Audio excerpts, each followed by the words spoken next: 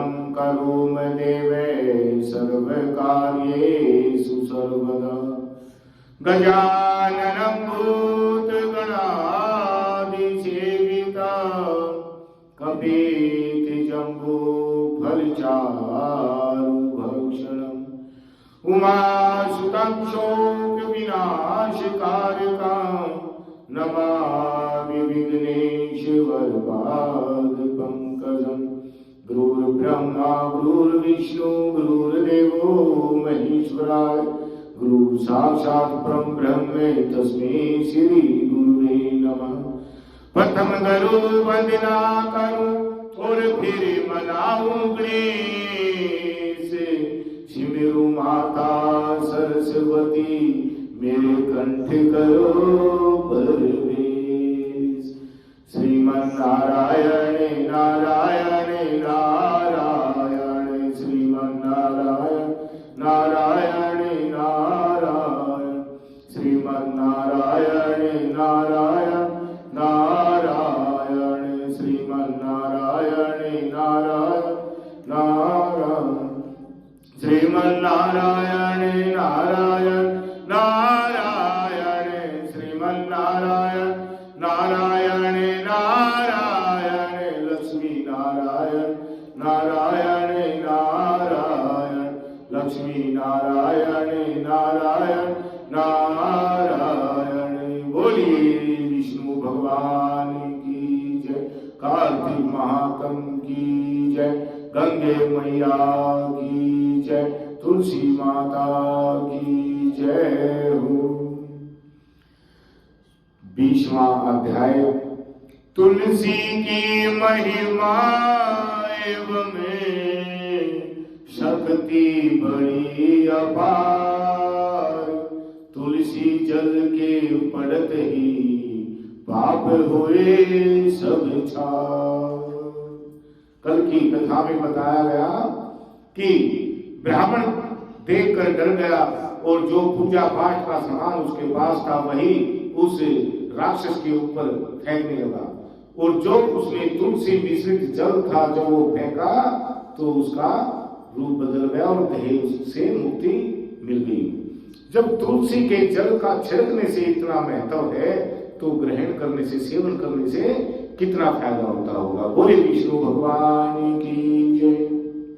अब धर्मदत्त बोला कि तीर्थ दान व्रत करने से पाप दूर हो जाते हैं, परंतु तू प्रेत योनि में है इसलिए मुझको अधिकार नहीं है। तेरी इस आत्मग्लानि को देखकर मेरा मन दुखी है। तेरा उद्धार किए बिना मन प्रसन्न नहीं होगा। 3 प्रेत योनियों को दिलाने वाले तेरे पाप बड़े उग्र हैं। प्रेत योनि निंदित है जो थोड़े पुण्य से नहीं छूटते। अतः इस जन्म में जो मैंने कार्तिक का व्रत किया है इसके पुण्य के आधे फल से तू श्रेष्ठ गति को प्राप्त हो। अब प्रेत योनि क्या है? जैसे हमारे इंसानों की योनि है ना, इंसान पशु पक्षी ऐसे ही, उसके बाद इस शरीर को हम छोड़ते हैं तो प्रेत योनि मिलती है। जो जैसे कर्म करता है, बुरे कर्म करते हैं तो प्रेत योनि प्राप्त होती है। भूत प्रेत पिशाच ब्रह्म राक्षस दानव ये सभी जातियां होती हैं। तो प्रेत योनि की मुक्ति बड़ी मुश्किल से होती है। इसलिए प्रेत योनि से अगर मुक्त नहीं होते हैं तो गायत्री जप कराया जाता है, एकादशी के व्रत किए जाते हैं और नारायण बलि की जाती है। उनसे भी अगर ना हो तो फिर नारायण बलि की जाती है। महाभागवत पुराण का पाठ किया जाता है। तो इनसे जो है वो प्रेत योनि से मुक्त होते हैं, क्योंकि वो बड़ी कठिन होती है। बोले विष्णु भगवान की जय। अब धर्मदत्त ने जो है कहा कि मैंने जो कार्तिक के व्रत किए हैं उसका आधा फल मैं तुझे दे देता हूं, उससे तेरी गति हो जाएगी। यज्ञ दान और तीर्थ यात्रा ये कार्तिक के व्रत बराबर नहीं कर सकते हैं। नारद जी बोले कि यह कहकर धर्मदत्त ने द्वादशाक्षर मंत्र का उच्चारण करके जो हुआ जल पुण्य उसके ऊपर छिड़का, सोई प्रेत योनि छूट गई। जलती हुई अग्नि के समान दिव्य रूप धारण कर वह ब्राह्मण को प्रणाम कर हर्षित वाणी से बोली कि हे द्विज श्रेष्ठ, तेरी कृपा से मैं नरक से छूटी, पापों में डूबी हुई मुझको आप निश्चय लोकारूपी हो। नारद जी बोले कि तब कलहा ने देवताओं से युक्त प्रकाशमान विमान देखा। पुण्यशील और सुशील नामक विष्णु के द्वारपालों ने कलहा को श्रेष्ठ विमान में बैठाया। अब नाम क्या थे विष्णु के जो द्वारपाल थे? उनके नाम थे पुण्यशील और सुशील, ये नाम थे। वो जय विजय बन जाते हैं, पृथ्वी पे आते हैं, वही शुंभ निशुंभ बन जाते हैं, रावण कुंभकर्ण बन जाते हैं। ये वही रूप बदलते हैं, भगवान अपनी लीलाओं के अनुसार उनको आज्ञा देते रहते हैं और फिर वही जो है भगवान उनको इस योनि से मुक्त करके फिर वो अपने वैकुंठ में चले जाते हैं। अब रामायण में कौन थे? वही विष्णु भगवान के द्वारपाल ही थे, रावण और कुंभकर्ण। और जब मां का प्राकट्य हुआ, जब राक्षस वो बढ़ी, तो तब भी यही थे, शुंभ निशुंभ। तो ये भगवान की लीलाएं हैं, वही रचाते हैं, वही समाप्त कर देते हैं। बोलिए कार्तिक मास की जय।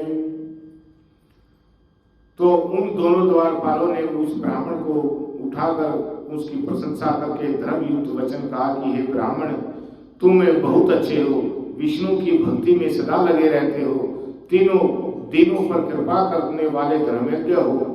तुमने बचपन से लेकर जो कार्तिक व्रत किया है उसका आधा फल देने से कलहा के पूर्व जन्म के पाप नष्ट हो गए।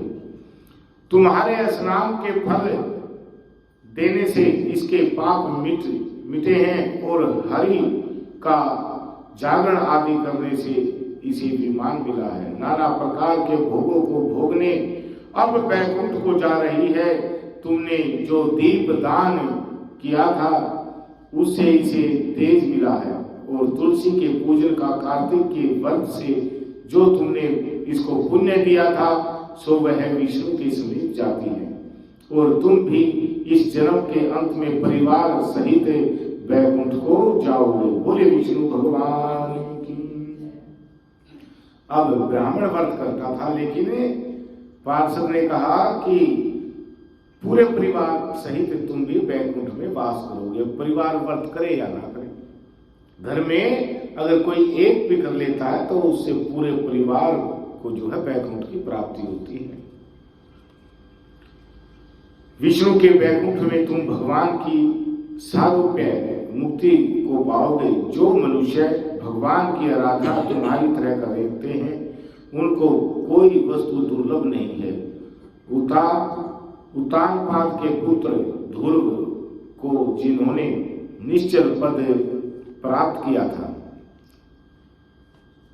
जिनका नाम लेने से मनुष्य उत्तम गति को प्राप्त होते हैं, जिस प्रकार ग्रहा के द्वारा पकड़ा हुआ गजराज मुक्त होकर भगवान के समीप गया था, तुमने भी विष्णु भगवान का जो आराधन किया है सो कई हजार वर्ष तक अपनी स्त्रियों सहित भगवान के सानिध्य में निवास करोगे। फिर पुण्यशील होने पर पृथ्वी पर आओगे और सूर्य वंश में प्रसिद्ध राजा दशरथ होगे। यही दोनों स्त्रियां तुम्हारी रानी होंगी और तीसरी यह कलहा भी आधे पुण्य की अधिकारी होगी। तुम्हारी एक स्त्री केकई होगी, वहां भी विष्णु भगवान आपके समीप रहेंगे और तुम्हारे पुत्र होकर देवताओं का कार्य करेंगे। तुम्हारे इस कार्तिक व्रत से यज्ञ दान और तीर्थ कोई अधिक प्रभावी नहीं है। हे विपेंद्र, तुम धन्य हो जो तुमने विष्णु भगवान को प्रसन्न करने वाला व्रत किया है, जिसके आगे फल के मिलने से ही कलहा हमारे साथ विष्णु लोक को प्राप्त कर रही है। बोले विष्णु भगवान की। अब देखो आपकी समझ में आया कुछ? जब ब्राह्मण ने ना उसको कलहा को श्राप से मुक्त कराया, आधा फल दे दिया, चले गए। तब दोनों द्वारपालों ने कहा कि अगले जन्म में जो है तुम्हारी ये 2 रानियां तो होंगी ही होंगी, परंतु ये भी तुम्हारी रानी ही बनेगी, कलहा भी, जो कि केकई बनी। और वो पंडित क्या बना? दशरथ। और भगवान आपके समीप रहेंगे। ये भगवान तो समीप थे ही, पिता थे वो।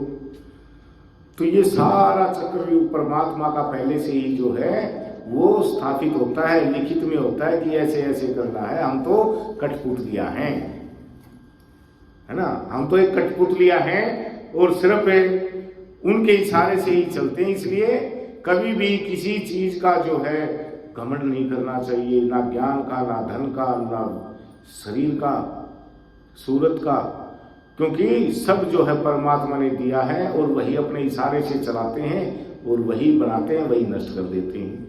बोलिए विष्णु भगवान की जय।